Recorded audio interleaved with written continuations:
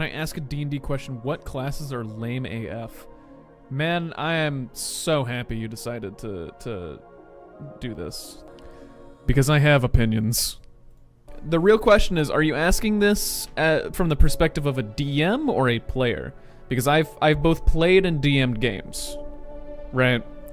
I've both played and DM'd games. Both? Okay. My answer from the perspective of a player is without a doubt Ranger.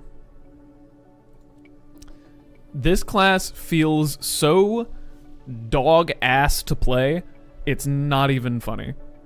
Let's take a look. You get some skills, you know, you have above average health. Sure. Yes to Artificer. Okay, cool. Let's take a deep dive here. Okay, favorite enemy.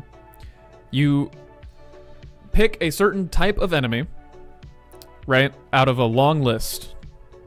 Advantage on survival checks to track them. That's alright, sure. Learn one language of your choice spoken by your favorite enemies, if they speak one at all.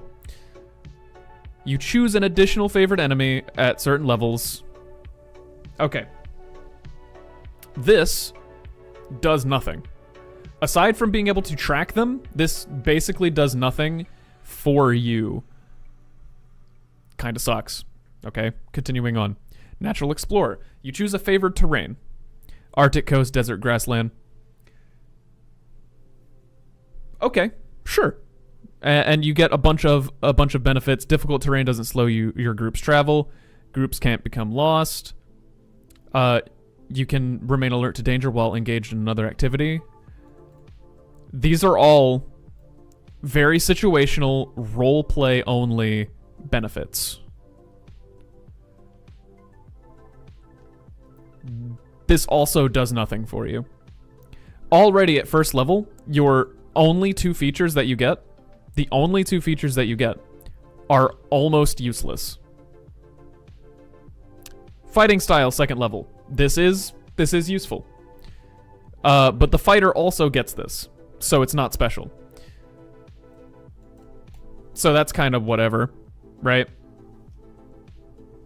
This is the best one, in my opinion. Being able to be more accurate is pretty good. Spellcasting. Spellcasting is good on any class, right? It's not unique, it's not special, but it's good on pretty much any class. You slap spellcasting onto a rogue, it becomes a better rogue, right? So, I mean, it's not unique, but it's somewhat useful. You get access to, like, Hunter's Mark, which is extra damage. Here's my gripe, though. Every other class in the game, at least at level 2, has something that's core to their class that sets them apart. That makes them more useful in a, like, combat scenario than another class. It's like their bread and butter, right? Ranger doesn't have a bread and butter. Ranger has no bread and butter. And you go on, you choose your Ranger archetype. This is where things get slightly more interesting. You know, slightly. Primeval Awareness. This is also not incredibly useful. You can expend a spell slot to sense if something is within a range, but you don't necessarily know where it is. Doesn't reveal their location or number, just that they're nearby. So it's kind of also useless. Ability score improvement. And extra attack. Level 5, you still don't have your interesting ability. All you have is extra attack, some useless features, and then something interesting from your subclass. This is why people don't like to play Ranger. This is why people hate Ranger, is that it doesn't feel special. A fighter can do everything on this list better than a Ranger can. Sorry, it's true. That's why they're changing Rangers so much in their like new edition. We've answered that question. That's from the perspective of a player. Now, I can say these things, right? I can say these things because Ranger is my favorite class. That's right. I was shitting on my favorite class the whole time. Ranger is genuinely my favorite class. I just have a lot of gripes with the way it works. Now, as a DM, this is a much tougher choice.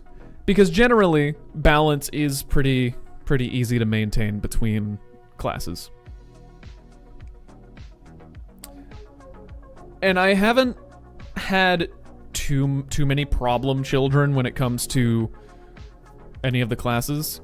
But I've made my choice mentally. As a DM, I've had the most struggles with trying to balance around paladins. Paladins are very, very powerful.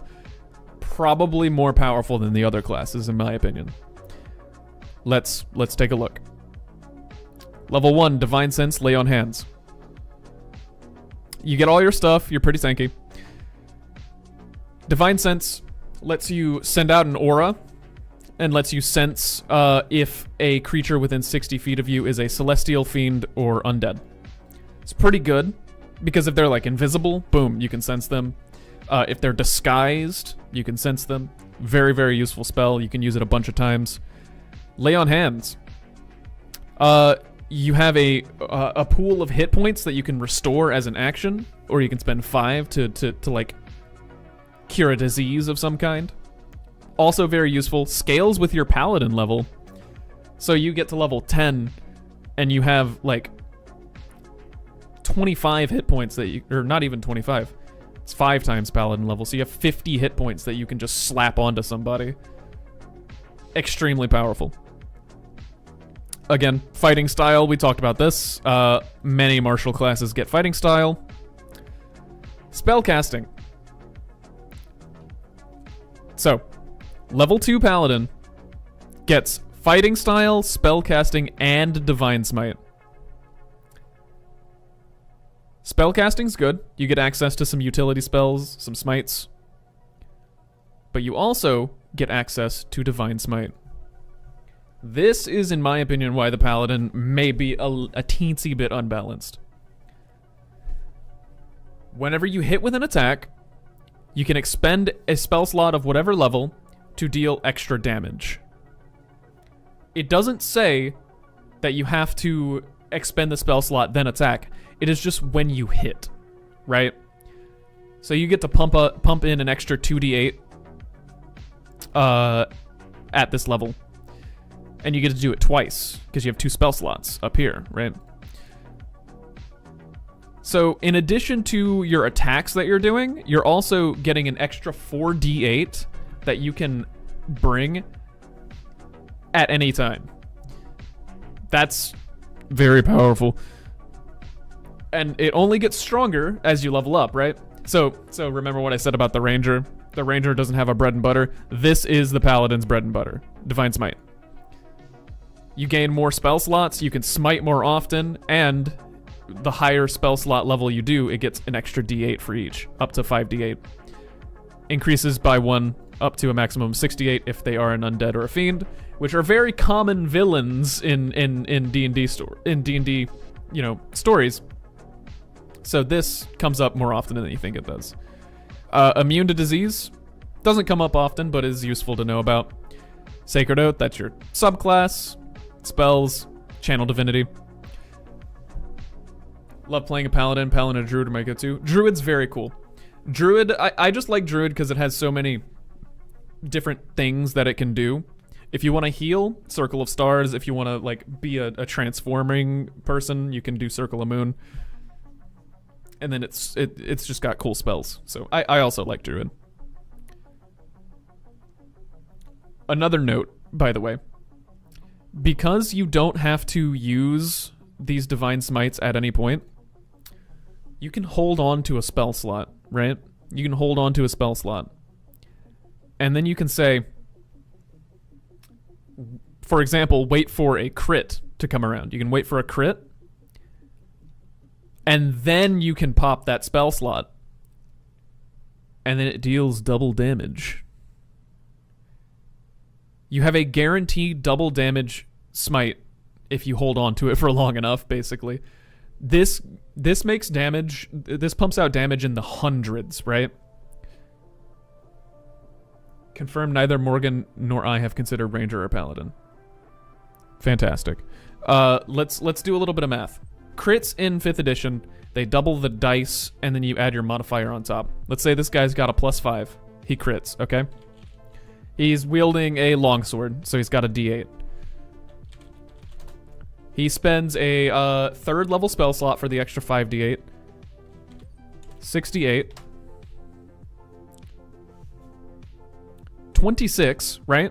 So times 2, 52 damage on top of 5, 57 damage in a single attack. This is why paladins are annoying. That's not even the extra d8 for them being undead or anything. Yeah, right. And this is actually like kind of low. It's a 1, 4, 3, 5. That's kind of a low roll. So yeah, you can do so much goddamn damage. Extra attack, so you have extra chances to crit if you want to look at it that way. Oh, and I'm not done. That is a lot of damage. I'm not done, Matt. I'm not done. Aura of Protection. You are a friendly creature within 10 feet of you, must make a saving throw. The creature gains a bonus to the saving throw equal to your charisma modifier. You must be conscious to grant this bonus. Let's say you have a +5 charisma. Not you, you're not going to usually have a +5, right? But let's say you have a +5. Everyone around you has a +5 to every saving throw. They'll never fail a save. They will never, because that is such a massive bonus. Such a big bonus. And then it goes up to 30 feet, but most people aren't going to be level 18. It's fine. This is such a powerful ability. So powerful. +5 to every saving throw doesn't seem like a lot until you're like actually playing the game. It's incredible. But yeah, those are my main gripes with Paladin. Would you like to know anything else? I'm always here for questions, especially pertaining to D&D.